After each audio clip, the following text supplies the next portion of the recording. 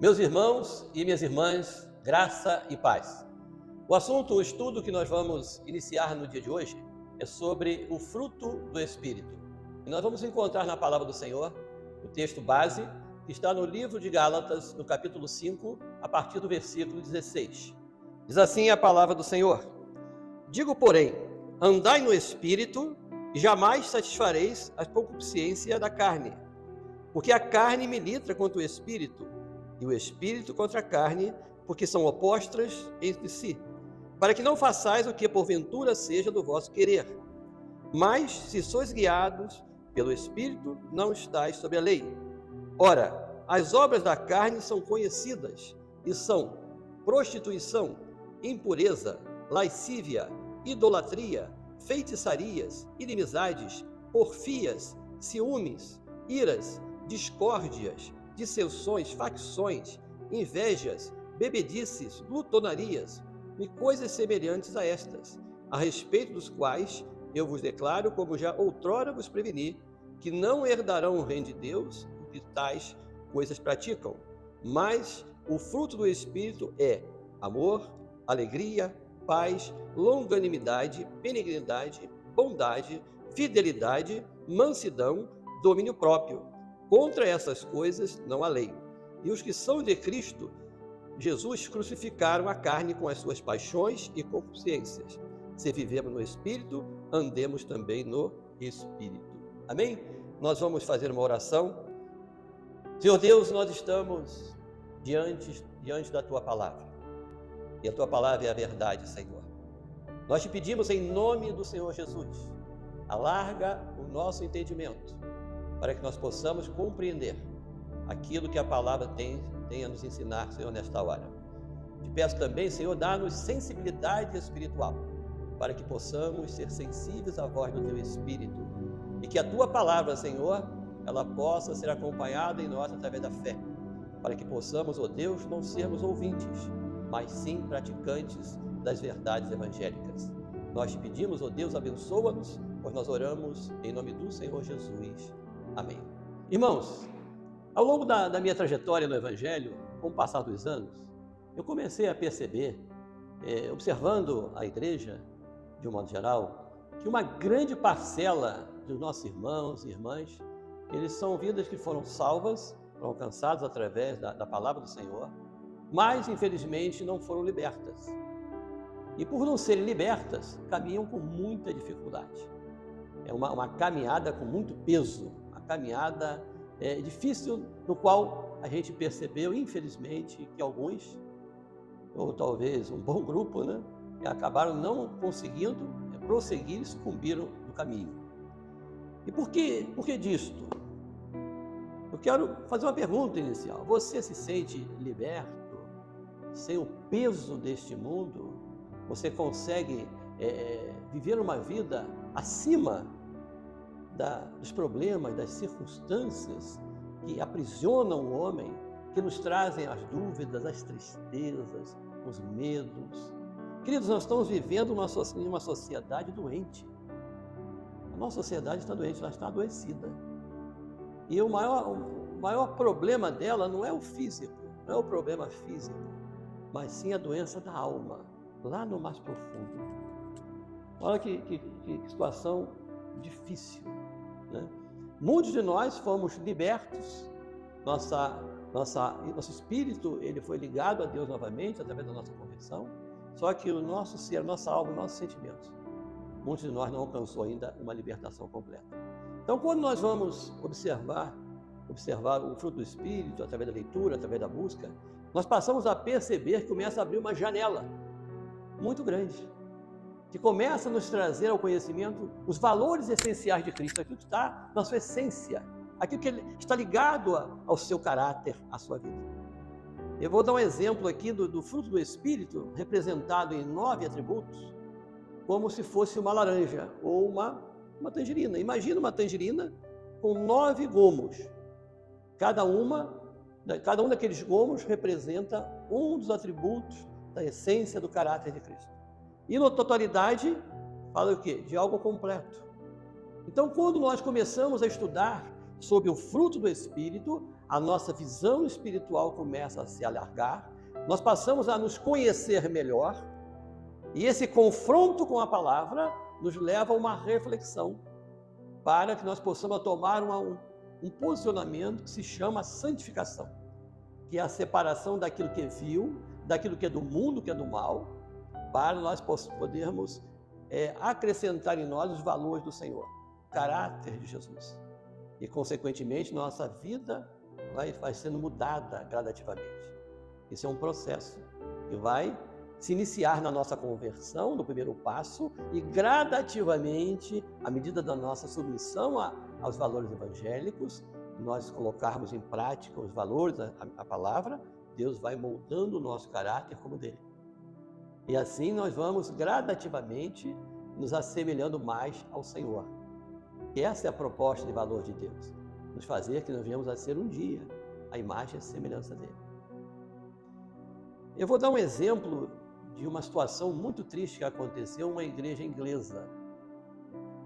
Todos nós já ouvimos falar de um estadista indiano chamado Mahatma Gandhi. Pois é, ele era hindu. E esse homem um dia ele entrou numa igreja evangélica na Inglaterra para assistir um culto. Chegou lá inesperadamente, né? Para a surpresa da congregação, adentrou e sentou lá para assistir o culto. Quando terminou, alguém foi abordá-lo e viu que ele estava agitado, nervoso, e perguntou: como eu posso ajudá-lo? O que o senhor achou? E a resposta dele foi uma resposta dura.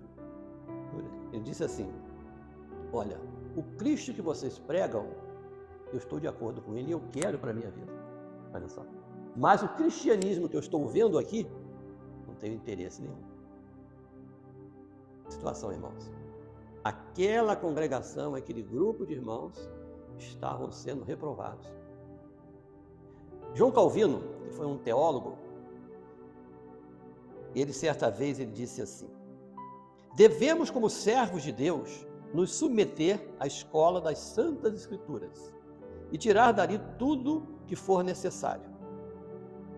Irmãos, nós, na nossa caminhada, na nossa trajetória na vida espiritual, nós temos que ter a plena certeza de que a palavra de Deus, ela contém tudo o que for necessário para a resposta hoje, ou que viermos a ter até o final de nossas vidas.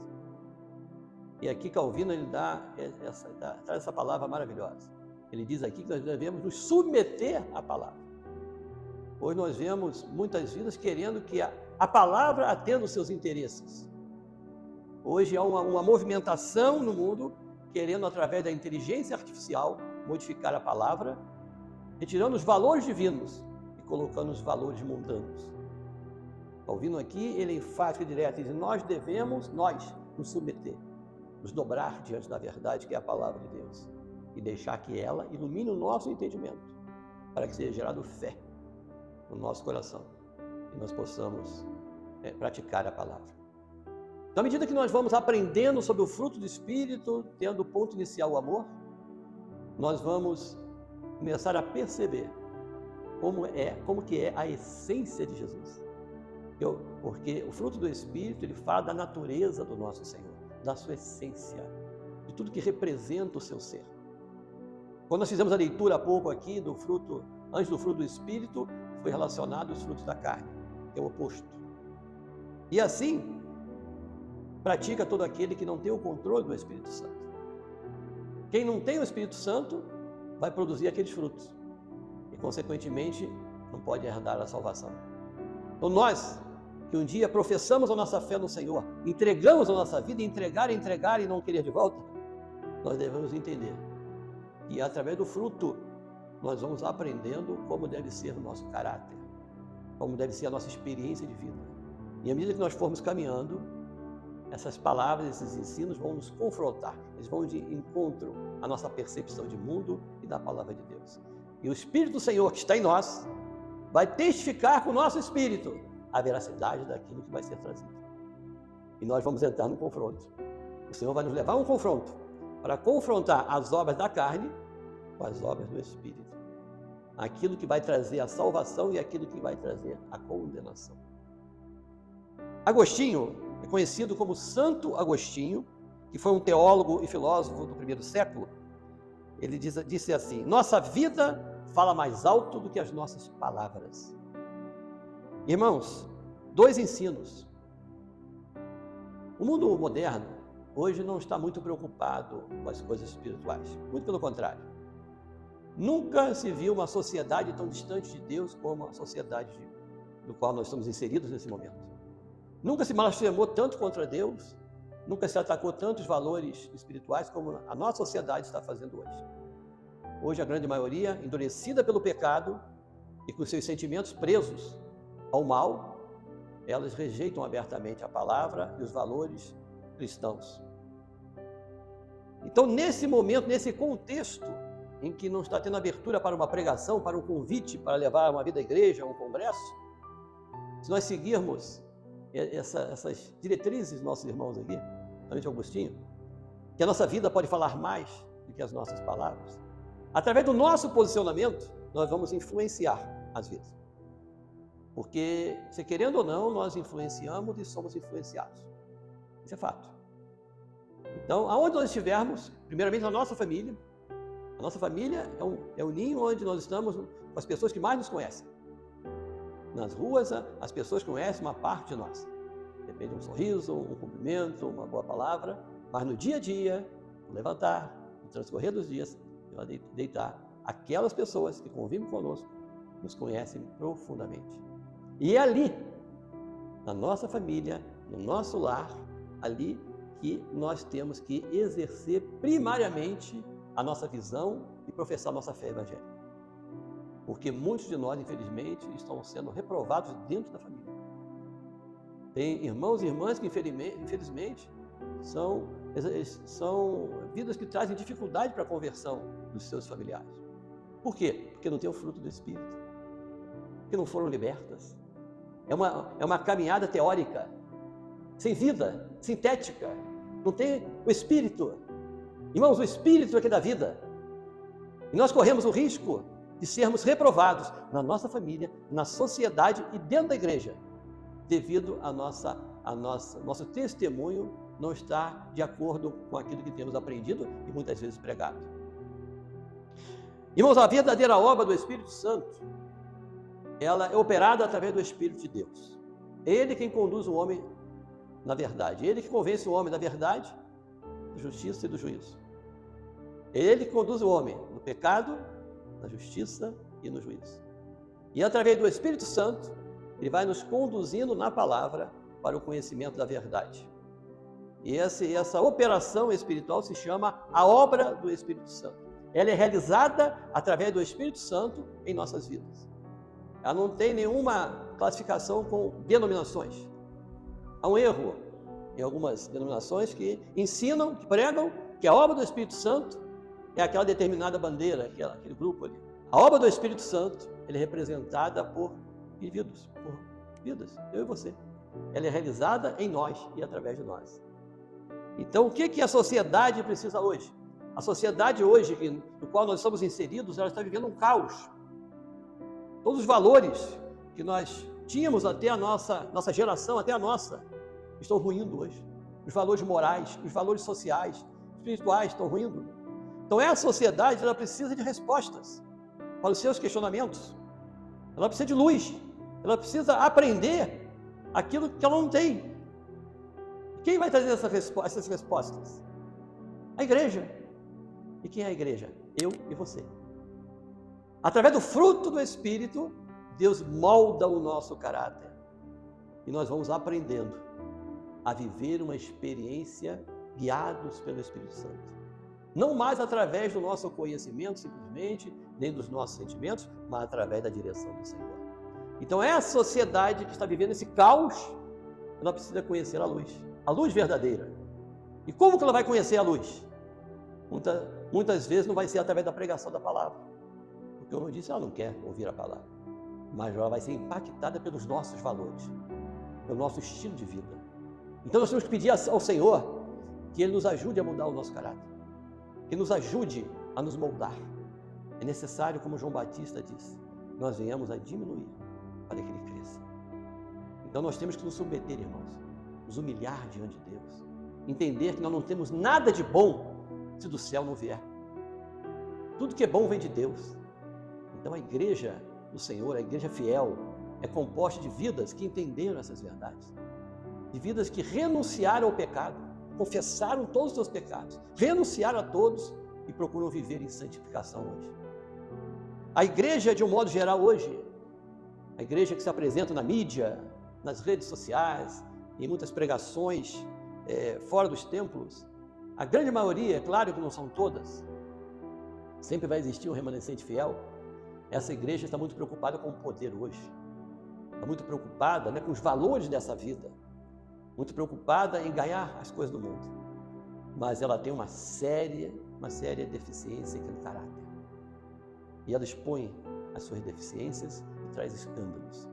Nessa última hora, Deus tem conclamado um povo que tem um coração sensível, que está cansado do mundo, que está desiludido com a religião, de um povo que está querendo uma resposta de Deus, querendo viver uma experiência genuína. E esse tempo já chegou, já estamos vivendo esse período em que o Senhor falou através do profeta Joel que seria derramado sobre toda a carne, para que teríamos visões, revelações, os sinais aconteceriam. Nós estamos vivendo isso. A verdadeira igreja do Senhor, irmãos, é uma igreja liberta. É uma igreja em que a palavra que é pregada, ela vem de encontro à nossa vida. E ela expõe tudo aquilo que tem em nós que nos afasta de Deus. Nós precisamos estar salvos? Sim. E nós, por fé, através da confissão, o coração crendo, nós somos salvos. Mas isso é o primeiro passo. É a confissão, a renúncia ao pecado, e nós podemos nos submeter a Deus. É o primeiro passo. O segundo é contínuo, é buscar o Senhor todos os dias, porque os dias são maus. Então a igreja desta hora, ela precisa conhecer o Senhor na sua essência, no interior, mergulharmos mais profundo. A gente percebe hoje uma igreja que está muito na superfície, mas ela precisa mergulhar profundamente nas águas do Espírito, para que ela perca individualmente a sua identidade das vidas e possa absorver a identidade do Senhor. Deus quer nessa última hora luzeiros, irmãos. Enquanto o mundo vai de mal a pior, esse mundo, vou dizer a você, que ele está condenado, está sendo reservado um dia em que Deus há de julgar todas as coisas, não só as forças espirituais do mal, mas aqueles que não querem a presença de Deus, não querem o Senhor Jesus. Mas para você que está ouvindo a mensagem, eu que estou pregando também, para nós o Senhor tem preparado um livramento muito grande. Deus quer nos tirar desse sistema que se chama mundo e quer nos trazer a sua presença. Quer nos tirar do monturo e quer nos assentar entre os príncipes. E esse Deus maravilhoso está conclamando a igreja nessa última hora, para que ela se prepare, para que ela lave as suas vestes, para que ela esteja limpa para a volta do Senhor. Os sinais já estão se cumprindo, a volta do Senhor é iminente.